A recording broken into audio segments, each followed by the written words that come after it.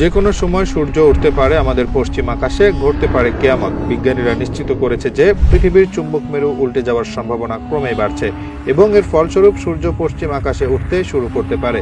পৃথিবীর চুম্বক ক্ষেত্র সূর্যের ক্ষতিকর রশ্মি থেকে আমাদের রক্ষা করে, কিন্তু যখন মেরু উল্টে যাবে তখন এই ক্ষেত্র দুর্বল হয়ে যাবে, যার ফলে সূর্যের তীব্র রেডিয়েশনের প্রভাব মানবজাতির উপর ব্যাপক ক্ষতিকর প্রভাব ফেলতে পারে। পৃথিবীর চুম্বক মেরু প্রতি 2 থেকে 3 লক্ষ বছর পর পর উল্টে যায় এবং 1880 সাল থেকে এটি দুর্বল হতে শুরু করেছে, বিশেষ করে সাউথ আটলান্টিক অ্যানোমালি অঞ্চলে, যা ক্রমাগত বড় হচ্ছে। যদি এই মেরু উল্টে যায় তাহলে পৃথিবীর দিকচিহ্ন বদলে যাবে। এখন যাকে উত্তর বলছি তা হবে দক্ষিণ এবং পূর্ব হবে পশ্চিম। এর ফলস্বরূপ সূর্য পশ্চিমে উঠতে শুরু করবে, যা অনেক বছরের জন্য পৃথিবীর পরিবেশ ও জীবজগতের জন্য এক অদ্ভুত পরিস্থিতি সৃষ্টি করবে।